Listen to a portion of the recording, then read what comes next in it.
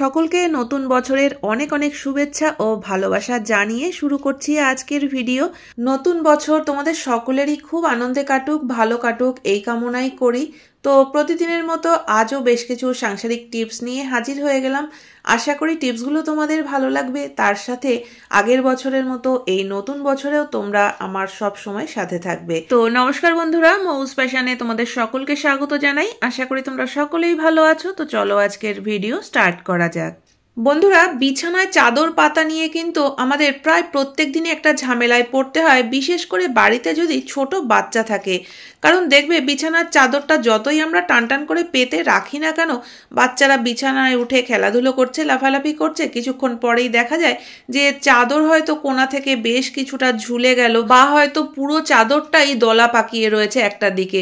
তো এটা দেখতেও কিন্তু খুবই খারাপ লাগে, কারণ বিছানার চাদর যদি টান করা না থাকে সেটা দেখতে ভালো লাগে না। আর আমাদের পক্ষে সারাদিন তো সম্ভব নয় যে বিছানার চাদর টান করতেই থাকবো। তো সেক্ষেত্রে এই ছোট্ট টিপসটা কিন্তু তোমরা ফলো করতে পারো। এতে করে কিন্তু বাড়িতে যদি ছোট বাচ্চা থাকে তাহলে এই চাদর সারাদিন টানাটানি করার কোনো ঝামেলাই থাকবে না। তো এই ছোট্ট টিপসটা তোমরা অনেকে হয়তো জানো, কিন্তু যারা নতুন গৃহিণী বা যারা জানো না এখনো এই টিপসটা, অবশ্যই ফলো করো, খুবই উপকার পাবে। তো দেখো, প্রথমেই যে কাজটা করতে হবে, চাদরের চারটে কোণায় কিন্তু এরকমভাবে গিঁট দিয়ে দিতে হবে। এই কাজটা যদি তোমরা করতে পারো তাহলে কিন্তু চাদর একটুও ঝুলবে না, বা চাদর যে একটা জায়গায় এসে গুটিয়ে যায় সেটাও হবে না। বিছানায় চাদরটাকে পেতে দেওয়ার পরে চাদরের কোণাটায় যে গিঁটটা দিয়েছিলাম সেই গিঁটটা কিন্তু তোষকের নিচে দিয়ে দিতে হবে। তাহলেই কিন্তু গিঁটটা দেওয়ার কারণে একদম আটকে থাকবে। আর এই যে কোণাগুলো যেগুলো ঝুলে রয়েছে, এগুলো যদি আমরা হাত দিয়ে এরকম তোষকের নিচে দিতে যাই তাহলে কিন্তু দেখবে আঙুলে কিন্তু ভীষণই ব্যথা লাগে।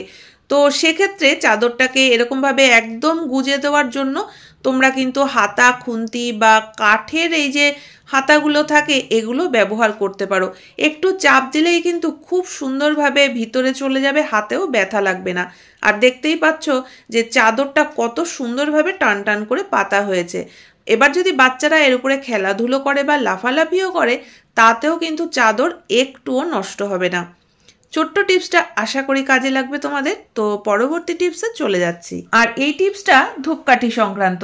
বন্ধুরা, শীতের সময় আমরা কিন্তু 2-1 দিনের জন্য হয়তো কাছাকাছি কোথাও ঘুরতে চলে যাই, আর হোটেল রুমে যাওয়ার পরেই কিন্তু মাঝে মধ্যেই আমাদের এই সমস্যায় পড়তে হয়। দেখবে হোটেল রুমের দরজা খুলে ঢোকার পরেই একটা কেমন যেন গুমোট গন্ধ নাকে লাগে। তো সেক্ষেত্রে আমরা হয়তো অনেক সময় রুম স্প্রে করি, কিন্তু তারপরেও দেখবে গন্ধটা ঠিকমতো হয়তো যায় না। তো অনেক সময় আমরা ধূপকাঠিও কিন্তু ধরাই, যাতে ঘরের বাজে গন্ধটা কেটে যায়, একটা সুন্দর গন্ধ ঘরের মধ্যে থাকে। কিন্তু এই ধূপকাঠি ধরানোর পরে রাখবো কোথায়? কারণ আমরা ধূপদানি তো সবসময় সঙ্গে করে নিয়ে যাই না। তো হয়তো টেবিলের কোণায় বা খাটের পায়ায় এরকম কোনো জায়গা খুঁজে হয়তো সেখানে লাগিয়ে রাখি। তো এতে করে দেখবে কিছুটা জ্বলার পরে হয়তো ধূপকাঠিটা নিভে যায়, বা হয়তো জ্বলন্ত ধূপকাঠি গায়ে হাতে পায়ে লেগে যেতে পারে, জামা কাপড়ে লেগে জামা কাপড় ফুটো হয়ে যেতে পারে। তো সেক্ষেত্রে কিন্তু তোমরা এই টিপসটা ফলো করতে পারো। দেখো, হোটেল রুমে থাকি বা যেখানেই থাকি না কেন, তালা তো থাকেই। এই তালাটাকে কিন্তু ধূপদানি হিসাবে ব্যবহার করা যেতে পারে। এতে করে জ্বলতেও কোনো সমস্যা হবে না, বা জ্বলন্ত ধূপকাঠি লেগে জামা কাপড় পুড়ে যাওয়ারও কোনো সম্ভাবনা থাকবে না। ছোট্ট টিপসটা আশা করি তোমাদের কাজে লাগবে।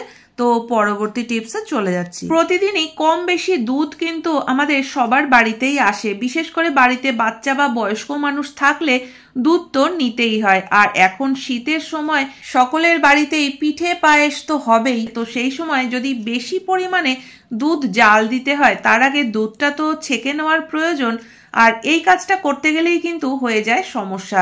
দেখো, বেশি দুধ জাল দিতে গেলে বড় পাত্র নিতে হবে।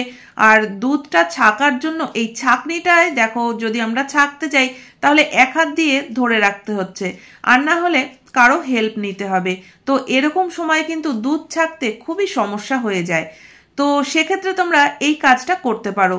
দেখো, কোনো একটা হাতা বা খুন্তি এই বড় পাত্রটার উপরে রেখে তার উপরে যদি আমরা ছাঁকনিটা রাখি, তাহলে কিন্তু আর এক হাত দিয়ে ধরে রাখতে হবে না, বা কোনো ধরতে অসুবিধাও হবে না। ছাঁকনিটা কিন্তু একটা সাপোর্ট পেয়ে গেল। তো এবার কিন্তু দুধ ছাকতে আর কোনো রকম কোনো সমস্যা হবে না। বন্ধুরা, কাজ করতে গেলে যদি সমস্যা হয় তাহলে কিন্তু তার সমাধানও খুঁজে বের করতে হবে আমাদেরকেই। আর সেই কারণেই কিন্তু প্রয়োজন এই ছোট ছোট টিপসগুলো ফলো করা। আশা করি টিপসটা তোমাদের কাজে লাগবে। তো পরবর্তী টিপসে চলে যাচ্ছি। আমরা যখন বাজার থেকে সবজি কিনে নিয়ে আসি, সবজি কিন্তু এরকমই কোনো প্লাস্টিকের প্যাকেটে দিয়ে থাকে, আর আমরা কি করি, এই প্লাস্টিক প্যাকেট সহই কিন্তু ফ্রিজে তুলে রাখি যাতে সবজিগুলো ভালো থাকে।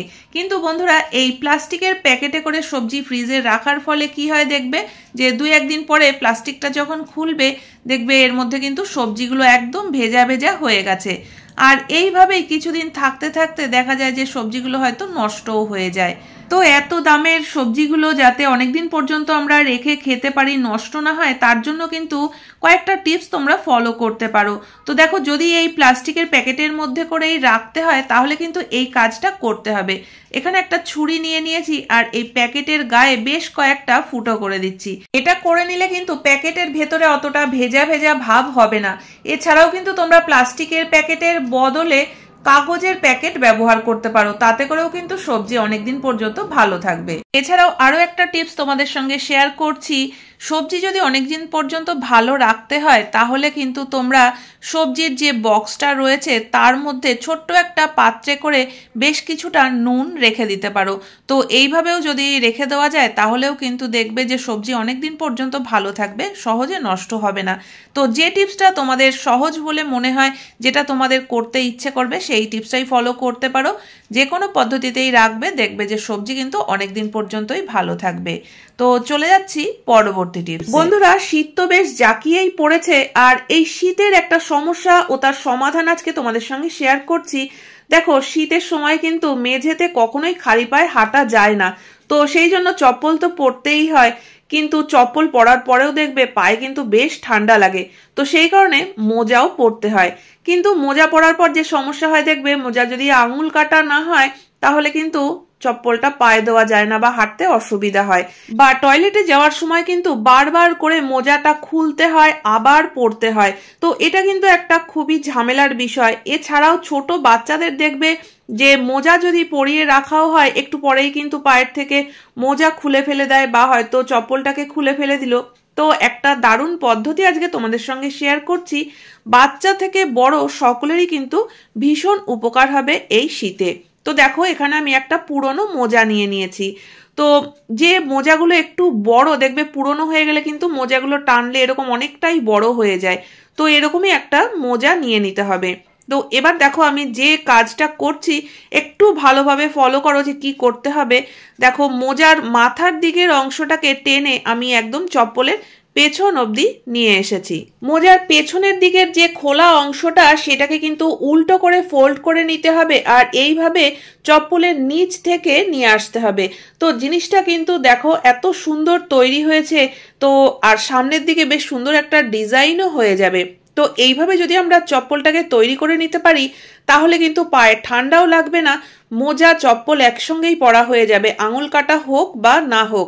আর টয়লেটে যাওয়ার সময় বারবার করে যে খুলতে পড়তে হয় সেই ঝামেলাও থাকবে না।